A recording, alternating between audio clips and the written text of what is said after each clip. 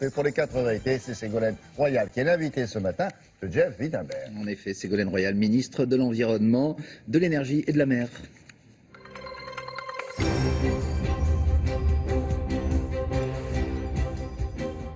Bonjour Madame Royal. Bonjour. Vous avez entendu François Fillon hier, il s'est défendu de toute malversation. Son épouse, a-t-il expliqué, a occupé un emploi bien réel et non fictif. Êtes-vous convaincu par ces explications de l'ancien Premier ministre? Bon, moi, je suis venu vous parler des questions d'environnement, mais je comprends que vous me posiez cette question. Je pense qu'il y a deux principes qui doivent guider les responsables politiques. Le premier, c'est de s'appliquer à eux-mêmes, ce qu'ils recommandent pour les autres. C'est-à-dire quand François Fillon appelle les Français à faire des sacrifices, bien, il faut peut-être qu'il s'applique ces principes à lui-même. Et de toute façon, la justice dira si oui ou non il a profité du système ou pas.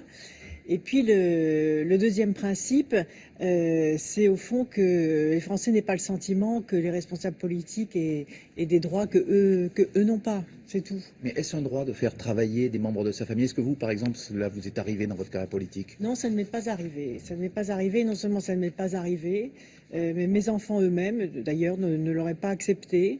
D'une part, et puis d'autre part, quand il y a eu moi je me suis appliqué à moi-même le cumul des mandats. Vous savez, dans mon programme politique, j'ai toujours dit qu'il ne faut pas de cumul des mandats. Et alors même que la loi n'était pas obligatoire, je me suis appliqué à moi-même le non-cumul des mandats. C'est-à-dire quand j'étais présidente de région, j'ai laissé mon mandat de parlementaire avec la baisse de rémunération qui va avec.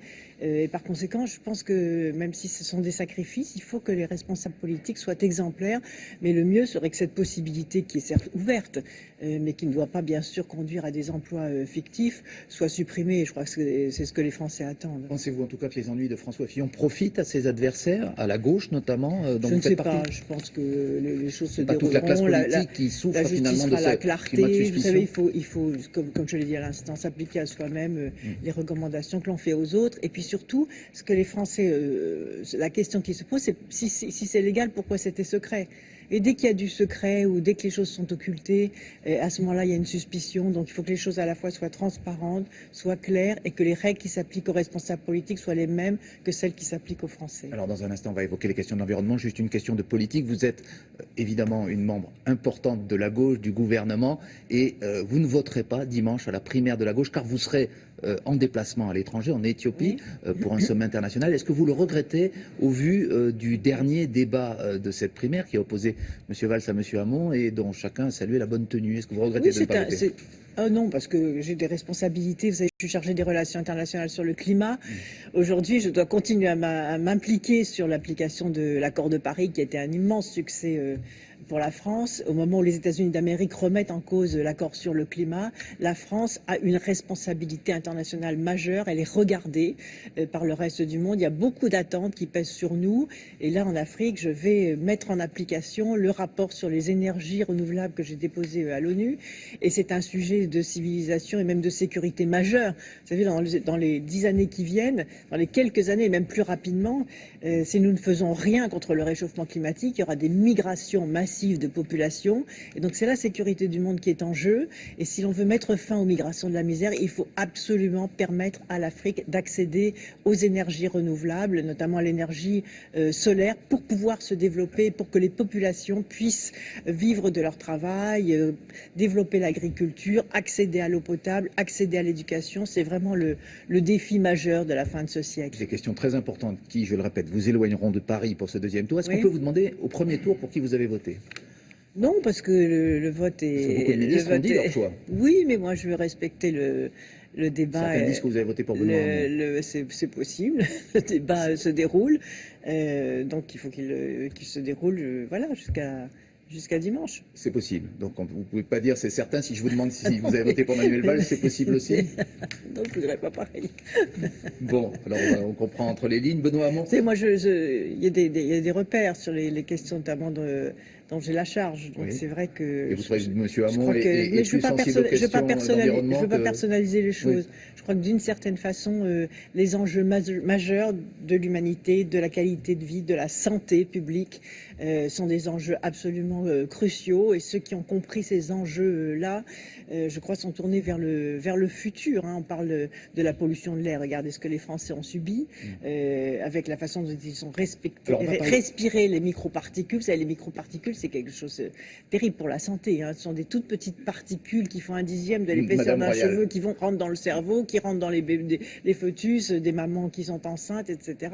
Donc ce sont des combats majeurs qui sont difficiles parce qu'il faut lutter contre les lobbies, il faut lutter contre les industriels, il faut lutter contre les habitudes, il faut lutter contre l'obscurantisme, il faut lutter contre l'ignorance, mais ces Justement, combats ils doivent être gagnés. Sur la pollution, plusieurs régions viennent de vivre une semaine de pollution intense à cause des particules dont vous Oui. pensiez. Quel bilan vous dressez de la première application de la circulation différenciée pour lutter contre la pollution, la vignette critère plutôt que la Oui. circulation alternée? Est-ce que c'est efficace? Est-ce qu'on a C'est déjà très des premiers efficace. chiffres? Vous avez des Aujourd'hui, chiffres il y a 150. D'abord, je voudrais remercier les Français qui ont commandé plus de 3 millions de vignettes anti-pollution. Aujourd'hui, 150 000 Français commandent tous les jours des vignettes anti-pollution. Donc, ils veulent se protéger leur santé, protéger la santé des autres. Et ça, je trouve que c'est un geste citoyen qui mérite d'être salué. Mais Le résultat est-ce que cela a marché? Parce Le qu'au- résultat a marché. Pourquoi? Et je vais vous dire dans quelle proportion. Lorsque vous éliminez 10% des voitures polluantes, vous diminuez de 40% la pollution. Alors qu'avant, il y avait la circulation alternée. Vous aviez les plaques Oui, paires, bien sûr. impaires. Vous pouviez rouler même si votre voiture était polluante. Aujourd'hui, grâce aux certificats dans les villes, seules les voitures polluantes ne peuvent pas circuler. Et par conséquent, quand vous supprimez 10% de voitures polluantes, je le répète, 40% de la pollution diminue. Est-ce Il que faut le aller plus gouvernement va loin. proposer des mesures plus concrètes Oui, encore bien sûr. pour aider Mais à lutter contre la il pollution? faut vraiment Non. réussir la révolution du transport électrique, c'est évident. Et qu'est-ce que vous Ça allez fait faire dans ce 10 ans domaine? d'ailleurs que j'ai anticipé ça, vous souvenez-vous-en. Aujourd'hui, je me réjouis de voir que les industriels automobiles estiment à 80% que leurs investissements Mais doivent l'État va aller... donner un coup de pouce, Madame Royal? L'État va donner un coup de pouce et je vous annonce que la semaine prochaine, je prends le décret pour les vélos à assistance électrique. Il y aura une prime de 200 €. Ceux qui n'ont pas le vélo électrique bénéficient de la prime transport vélo pour aller au travail, jusqu'à 200 € par an Dans de toute la prime France. dans toute la France. Et donc, il faut reconquérir. On voyait tout à l'heure dans votre reportage, vous voyez Pékin, les gens qui fuyaient la ville. Souvenez-vous, il y a quelques années, les gens circulaient en vélo, il n'y avait pas de pollution.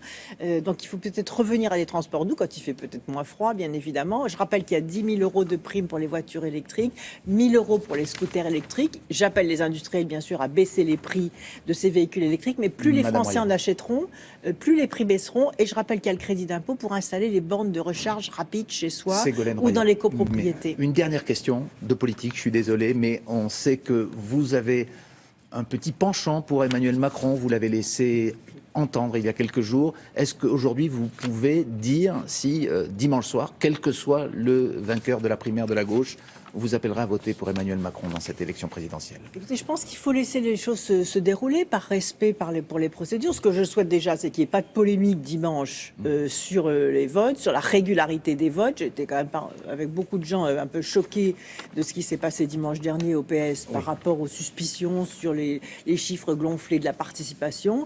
Je souhaite d'ailleurs que, comme ça aurait dû être le cas, que les Ce n'est pas la résultats... réponse à la question. Que les résultats, attendez, c'est très important ce que bien je vous sûr. dis, que les résultats ne soient transmis à la haute autorité et non pas transmis à la direction du PS, ce qui s'est passé dimanche dernier. Dans les primaires de 2012 et dans les primaires de la droite, les résultats sont transmis à la haute autorité, donc il n'y a pas de risque Madame de Royal, fraude et non pas à la direction des partis. Donc je demande à ce que ça soit fait dimanche. Après, on verra, pour répondre à votre question, comment se déroulent les processus des élections, quels sont les programmes de chacun, quelles sont les dynamiques de campagne. Et il est évident, je le répète, qu'il faudra un rassemblement, quel qu'il soit. Commence mal le rassemblement. Monsieur Hamon a dit que Emmanuel Macron était le candidat de la France qui On va bien, verra, de ceux qui mais vont bien. on verra. Vous savez, la politique, elle se construit en avançant, avec respect des uns et des autres, avec bon sens, avec réalisme, et en tout état de cause. Si l'on veut que la gauche soit au second tour, il faudra un rassemblement autour de celui qui est le mieux à même de faire le Et ça maximum pourrait de être pour voix. vous, Emmanuel On verra. Macron. C'est trop tôt pour le dire. Là. D'accord. On verra. Respectons déjà le vote de dimanche. Eh bien, merci beaucoup, Ségolène Royal. C'est Bon. à vous, William. Très bonne journée. On en saura peut-être plus ce dimanche soir. Jeff, On a essayé. vous avez essayé. Oui, c'est voilà. bien, Vous l'avez essayé, vous essayé. aussi, William. Ah ben, Madame Royal est rompue à l'exercice. Je le crains pour vous. Oui. Au revoir, merci beaucoup. Merci. Dans quelques instants.